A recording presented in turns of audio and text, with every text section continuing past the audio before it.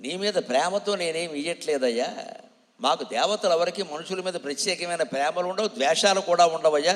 మీ కర్మఫలాలే మీకు ఇస్తామయ్యా, వేరేదేం లేదు. నువ్వు పూర్వజన్మలో పుణ్యం చేశావు, మహాపుణ్యం చేసావు, దాన ధర్మాలు చేసావు. నీకు 20 ఏళ్ల వరకు అది ఎందుకు పట్టలేదు అంటే ఆ సమయం రావాలి కదా, కాలం కర్మం కలిసి రావాలి కదా. ఇప్పుడు కలిసి వచ్చింది. ఇంతవరకు నువ్వు కావాలన్నా సంపద రాలేదు, తల్లి తండ్రి పోయారు, నువ్వు అనాథగా మిగిలవు. ఇప్పుడు నువ్వు వద్దన్నా సంపదలు వస్తాయి, రెండూ భరించవలసిందే. అంటే నాకు వద్దు తల్లి సంపదలు వద్దు అంటే ఆవిడ ఎంతండి. ప్రారంధం అంటే ఎలా ఉంటుందో చూడండి. సుఖ ప్రారంధం అంటారు. మనకి దుఃఖ ప్రారంధం ఎలాగే ఉంటుందో సుఖ ప్రారంధం కూడా అంతే. సుఖపడే యోగం ఉన్నప్పుడు మనం నడిచి వెళదామన్నా వెళ్ళనెవరో, ఎవరో కారు వేసుకొచ్చి మనం ఎక్కించుకుని తీసుకెళ్ళిపోతాం. ఎందుకంటే సుఖపడే యోగం ఉందంతే.